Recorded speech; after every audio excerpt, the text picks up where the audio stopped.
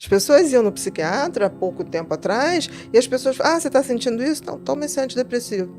Pô, não estou me sentindo bem, tá dando diarreia. Não, isso é da sua cabeça. Como da sua cabeça? Se amanhã chegarem assim, descobriu que você mascando capim-limão libera dopamina. Você pode chamar de droga. Com certeza. Então, assim, vai liberando, não vai produzindo. Então, o que uma droga faz? Faz você dependente. Porque uma coisa é você estimular aquela produção, outra coisa é você liberar. É como se fosse uma laranja, que eu vou lá, espremo, sai dopamina, eu me sinto bem. Só que tem que ir espremendo, eu não vou produzindo. Aí, cada vez que eu quero aquele suquinho, aquela sensação, eu preciso espremer mais. Chega um ponto que eu vou aumentando, e aí dá a dependência. Toda droga causa dependência? Toda droga, se é droga, causa dependência. Droga no sentido de causar dependência. Sim. Tá? E esses alucinógenos, tipo cogumelo, como é que age? Também age na dopamina, mas age também na endorfina, age também, dá uma desregulada na serotonina. Os cogumelos... Dizem que quem usa sai da realidade totalmente. Totalmente. E tem uma coisa nos cogumelos que tem pessoas que fazem boas viagens. Mas tem pessoas que fazem viagens horrorosas.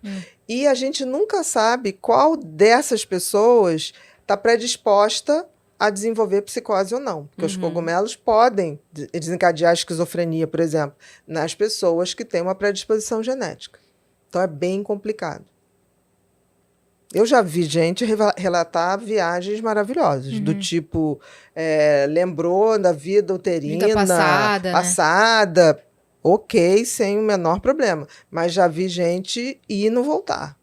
Então, a questão Tem um caso bem próximo da gente na comédia. De um humorista que perdeu o filho assim. Exatamente.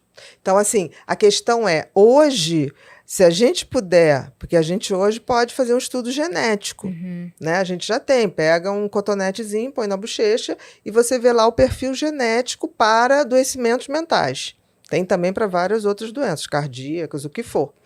Se você hoje tem essa dúvida, é melhor pagar um teste genético, porque se tiver lá uma predisposição para esquizofrenia, não vale a pena arriscar. Entendi. Entendeu? Caramba. Exatamente. Eu fiquei interessada em fazer esse teste, não é nem pra saber se eu posso tomar nada, não. Mas eu fiquei interessada em fazer esse teste. Mas isso hoje tem, Yasmin, inclusive para medicação. Chama neurotestagem para medicação.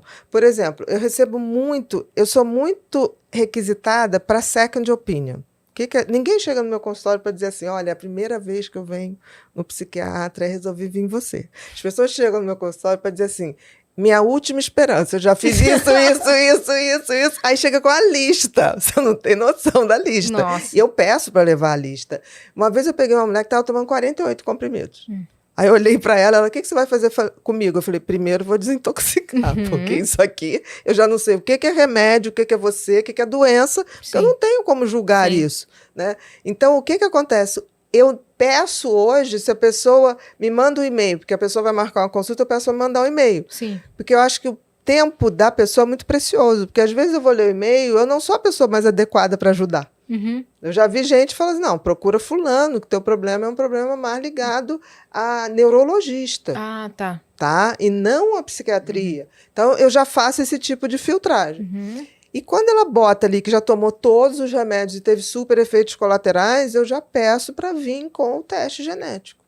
Porque você poupa a vida da pessoa. E você não faz do paciente como se fosse um laboratório de teste. Tipo assim, o que acontecia até pouco tempo era a psiquiatria não pede exame.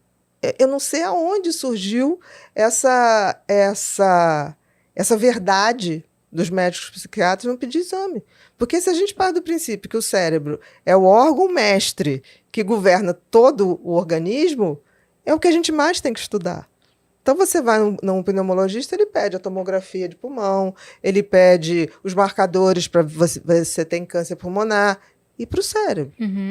As pessoas iam no psiquiatra há pouco tempo atrás, e as pessoas falavam, você está sentindo isso? Então, toma esse antidepressivo. Aí a pessoa ligava, não estou me sentindo bem, está dando diarreia. Não, isso é da sua cabeça. Como da sua cabeça? O organismo da pessoa é diferente.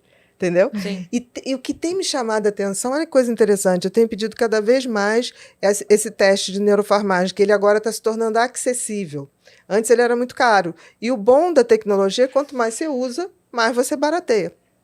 Então, hoje tem convênios que já cobrem até, porque viram que é melhor fazer o teste, o cara acerta o tratamento. Identificar exatamente. E economiza em outras partes. Economiza até Você acha que é um internação. custo, mas não é, né? Não, economiza até internação. Sim. Né? Teve uma amiga minha que ela começou a ter problema de estômago. Muito problema de estômago, e passava, e ânsia, e diarreia, e nada funcionava, e não sei o que.